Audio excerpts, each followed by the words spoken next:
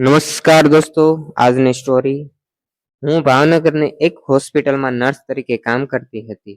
દરરોજ ઘણા દર્દીઓની સેવા કરતી, પરંતુ એક દિવસ બનેલી ઘટના મારા જીવનને સંપૂર્ણપણે બદલી નાખશે એવો મને જરા પણ અંદાજ નહોતો.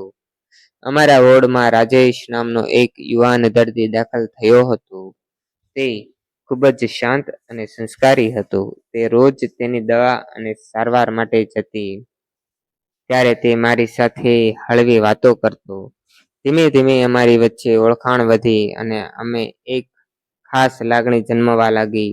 એક દિવસ હું તેને ઇન્જેક્શન આપવા માટે તેની પાસે ગઈ. વાતો કરતા કરતા અચાનક રાજેશે મારો હાથ પકડી લીધો.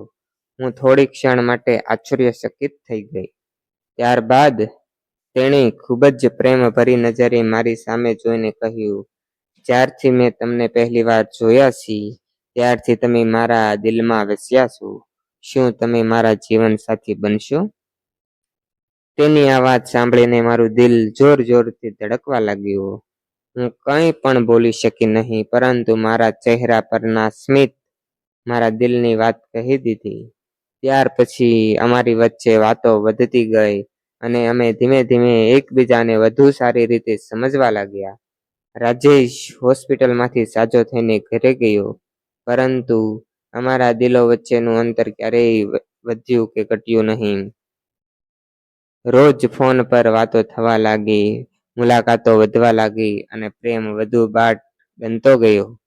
થોડા સમય પછી રાજેશે પોતાના પરિવાર સાથે મારા ઘરે આવીને અમારા સંબંધની વાત કરી. બંને પરિવારોને પણ અમારી જોડી ખૂબ જ પસંદ આવી. આખરે પ્રેમ અને વિશ્વાસના આ સંબંધને લાગતું કે લગ્નનું સુંદર નામ મળ્યું. આજે પણ જ્યારે હું હોસ્પિટલના તે દિવસોને યાદ કરું છું, ત્યારે મને લાગે છે કે દર્દીની સેવા કરતા કરતા સાચો પ્રેમ મને જીવનમાં મળી ગયો અને સાથ મળી ગયો. જો મિત્રો, તમને આવા વિડીયો ગમતા હોય તો તમે અમારી ચેનલને લાઈક કરો, શેર કરો અને સબસ્ક્રાઈબ કરો. થેન્ક યુ દોસ્તો.